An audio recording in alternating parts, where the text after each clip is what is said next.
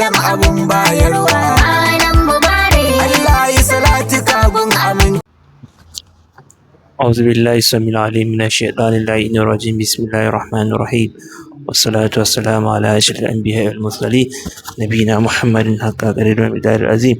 Al'umma masu kallon mu da sauraron mu ne muku barka da wannan lokaci, barka da sake kasancewa ta cikin wani sabon shirin na saurara ka ƙaru. Shirin ne da muke tattaunawa tare da kawo muku bayanai dangane da abin da suka shafi al'amura na yau da kullum, kama daga bincike akan mafarki, fassara ta tafin hannu, fassara ta mafarki da ma al'amura na yau da kullum, kamar yadda muka saba kawo muku daga wannan cibiya ta DRK Astro Herbs, wanda muke tattaunawa da shugaban cibiyar Malam Mubarak, kuma tuni ya shigo cikin wannan shiri domin fara gabatar da wannan shiri. Mu ne muka barka da shiga wannan shiri. Barka da zuwa. To baya ga wannan gabatarwa, a shirye-shiryen da suka gabata mun fara kawo muku bayani dangane da yanayin da duniya ke ciki a wannan burji na Sulɗanu, kai mun yi kashi biyu, kuma yau shirin zai ci gaba insha Allahu. Malam bismillah. أعوذ بالله من الشيطان الرجيم بسم الله الرحمن الرحيم وصلى الله على أشرف المرسلين وعلى آله حق قدره ومقداره العظيم. قال الله تعالى تبارك الذي جعل في السماء بروجا وجعل فيها سراجا وقمرا منيرا وهو الذي جعل لكم النجوم لتهتدوا بها في ظلمات البر والبحر قد فصلنا الآيات لقوم يعلمون وهو الذي جعل الشمس ضياء والقمر نورا وقدره منازل لتعلموا عدد السنين والحساب ما خلق الله ذلك إلا بالحق يفصل الآيات لقوم يعلمون.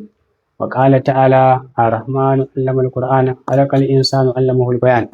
فالحمد لله kamar yadda muka sani a baya mun yi bayani akan burjin Sulɗanu a kashi na farko, mun dawo mun yi kashi na biyu, mun yi bayani akan yanayin tafiyan duniya, muka shigo rayuwar masu wannan burji na Sulɗanu, sannan mun kawo bayani akan masu wannan burji na Sulɗanu kala uku, maza masu siffofin maza kala uku yadda za ka gane su ko da a fuska ne, siffofin mata kala uku yadda za ka gane su a mu'amala da fuska. To yau kuma za mu yi bayani akan ƙaddarar rayuwarsu kashi na farko. Aƙalla maza suna da ƙaddarar rayuwa ya kai guda 12, hakanan mata. To yau mun ɗauko guda ɗaiɗai, za mu yi bayani akan ƙaddarar rayuwarsu da kuma lambar sa'ansu ta rayuwa, kamar wajen lambar wayan da ya kamata su yi amfani da shi, wajen wanda idan sun sai irin wannan lambar wayan za ka ga suna yawan samun kiraye-kirayen waya da kuma alkhairai, ko in za su sa namba na wani abu sa namba kaza ko adadin wuridi kaza irin wannan, to za mu zo da shi. To a taƙaice dai za mu fara da maza kafin mu zo kan mata. Sulɗanu maza, duk namijin Sulɗanu a ƙaddaransu ta farko shine gidan rayuwarsu, suna da alaƙa sosai da gidansu da kuma iyalansu, ma'ana mutane ne masu alaƙa da gida da iyalai, masu son iyalai, wato suna da son iyalai, suna da matuƙar tausayi da kulawa a mu'amalar mutane. Duk wanda zai mu'amala da su za ka ga suna da tausayawa da kulawa a cikin mu'amala, sannan kuma suna da ɗan kunya, musamman a farkon mu'amala mutane ne masu ɗan kawaici da kunya. Kafin ka ga sun fito sun nuna maka wani abin da zai maka ɓacin rai, to kai ne ka ja. Suna da, kafin su ɗau mataki akan abu suna daɗewa, sai kai ta musu abu sai ta kawaici suna maka kara, amma lokacin da su tashi karata maka sai ka ana cewa kamar wani ne yamma wani kaza, ai ta mamaki.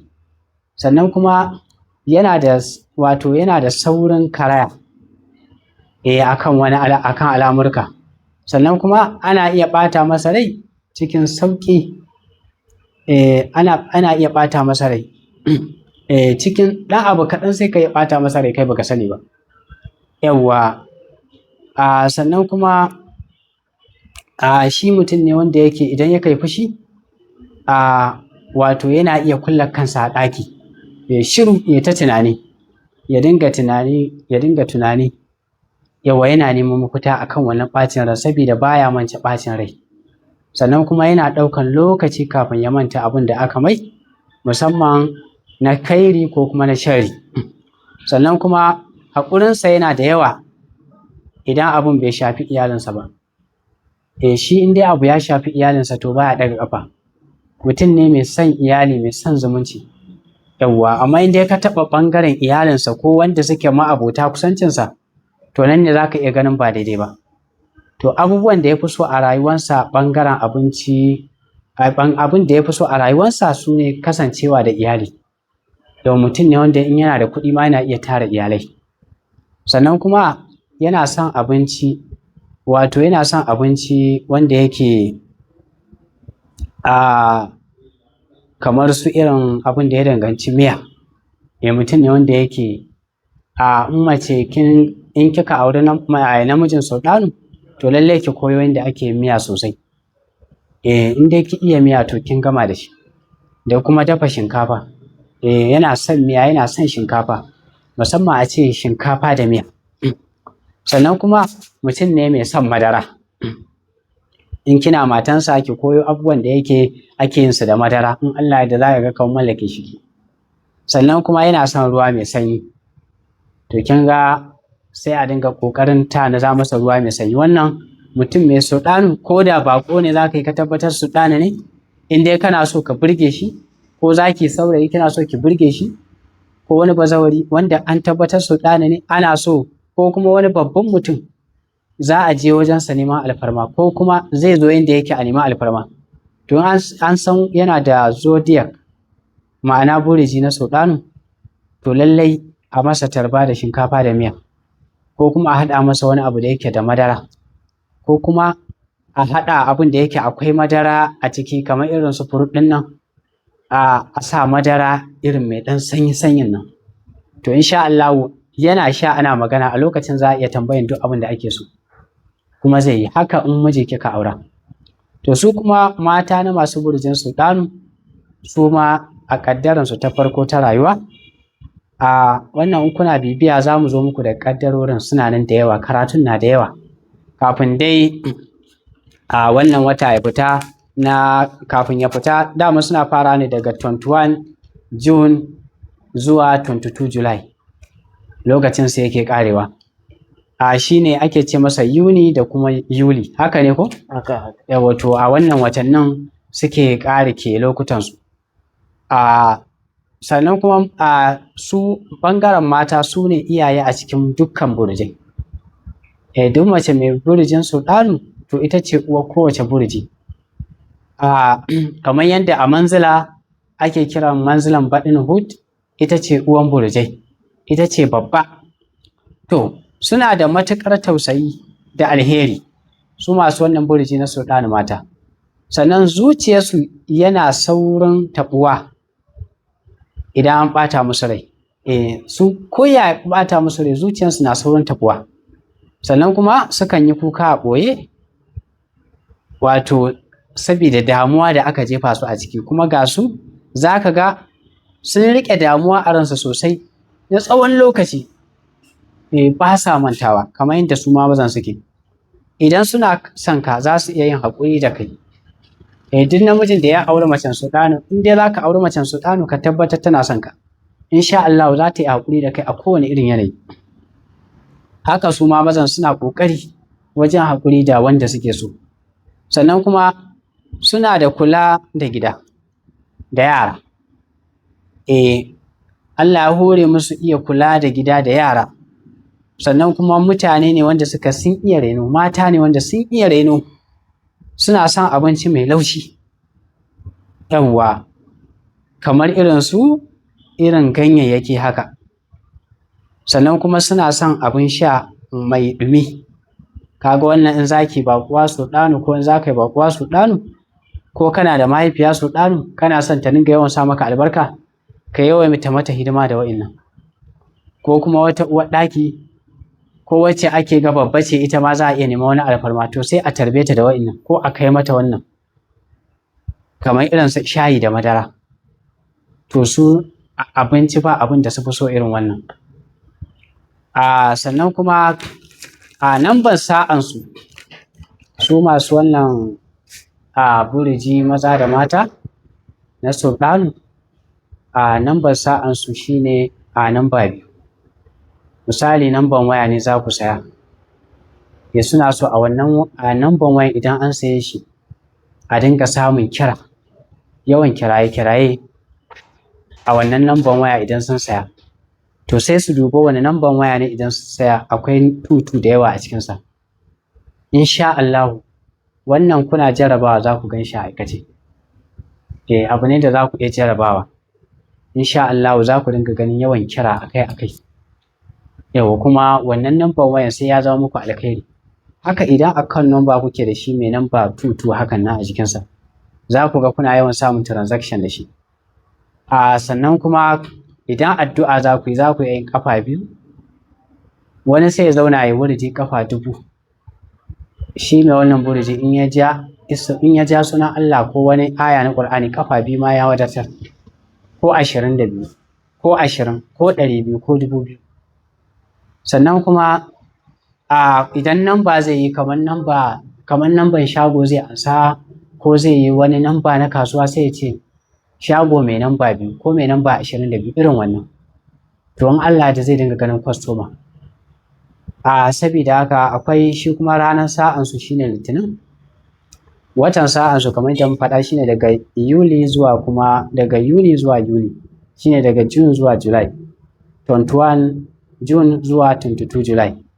Insha Allah kuma a zama na gaba za mu ci gaba da kawo ƙaddarar rayuwarsu kashi na 2, kuma ƙaddarar rayuwa yana da yawa, amma abubuwan da suke wanda za mu dinga jona su, kun ga yau mun yi karatun ƙaddarar rayuwa sai mu ɗauko karatu na namban sa'a sai mu jona.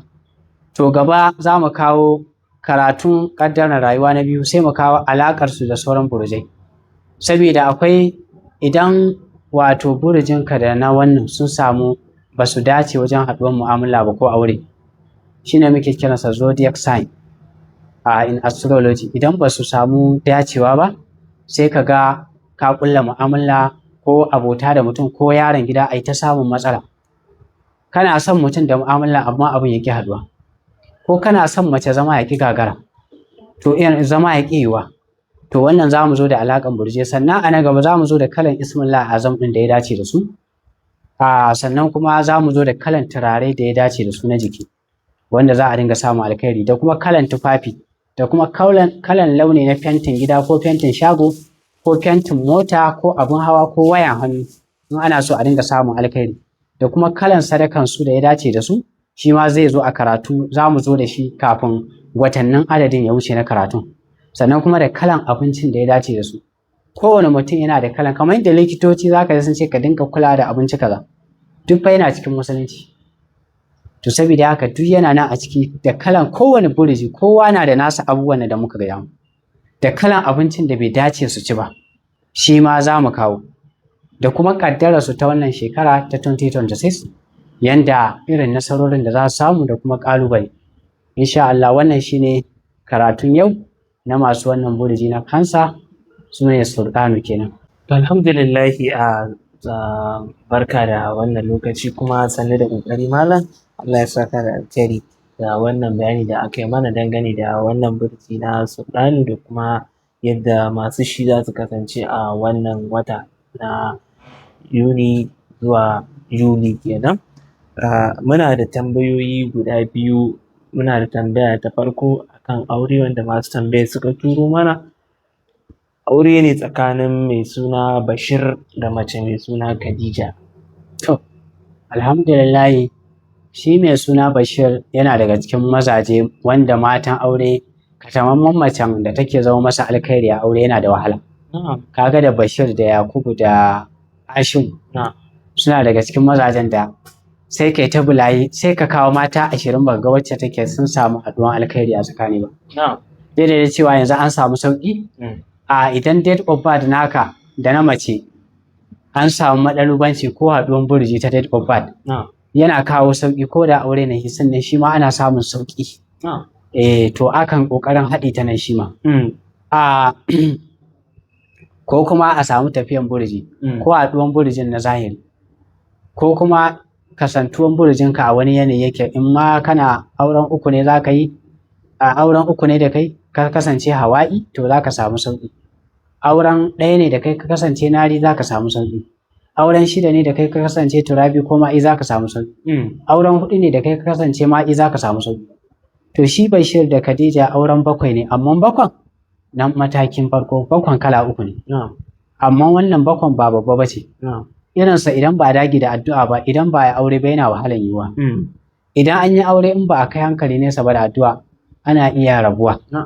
Idan ba a dage da addu'a ba da dafa'i da jalabi harkoki sukan tsaya. Amma idan ya kasance malami ne ko mai odan kaya ko sha'iri ko mawaƙi ko mai harkan fim ko kuma mai harkan social media to shi ma zai samu sauƙi insha Allah. Sannan kuma ko mai sayan kaddarori. Haka. Insha Allah. Wannan shine a takaice. Masha Allah. Sai kuma tambaya dangane da fassarar mafarki. Wannan suka turo da fassarar mafarkin rake. To, kafin mu fassara mafarkin na manta a shi Bashir ɗin nan, saboda sakamakon masu Bashir suna wahalan samun mace da ta dace. To, in ya kasance shi kuma basarake ko malami, ko mawaƙi ko sha'iri, ko ɗan siyasa ko ɗan smogal, ko ma'aikacin gwamnati ko kamfani, to zai iya auren Maryam. Da Bashir ba ɗan kasuwa ba kawai. Yawwa in dai ba ɗan kasuwa ba. Da Bashir da Yakubu da Ashiru dukka tafiyan ɗaya ne. Maryam. Yawwa to shi fassarar mafarkin rake yana nuni ga tsawon rai ne. Mutum zai samu tsawon rai. Da shi rake idan aka shuka shi yakan taso ne da gaba-gaba. Za ga yana tsawo. To haka al'amurkan mutum yana nuna cewa zai kai gagaci a rayuwa. Masha Allah. Ma'ana in yana aikata aikin alkhairi ya kokari ya gina shi da girma. Kaga za a daɗe ana yi. Kuma wani abu ne kuma yake ba daidai ba to ya fa sani cewa ya gyara. Haka ne. Saboda duk tsawon lokaci Allah zai iya kama shi, zai iya komawa ga Allah. Masha Allah. Shi yasa Allah subhanahu wataala ya ce qul innal mautal ladzi tafiruna minhu fa innahu mulaqikum. Haka. Summa turadduna ila alamil ghaibi wash shahadati fa yunabbiukum bima ta'lamun. Saboda haka wannan shine a takaice. To a ƙarshe sai mai fassara tafin hannu kamar yadda aka ciro mana. To shi wannan bawan Allah babban abin da ke damunsa ba su suka yi. Amma ya dage da dali ya mai da hankali shekaran za ta buɗe.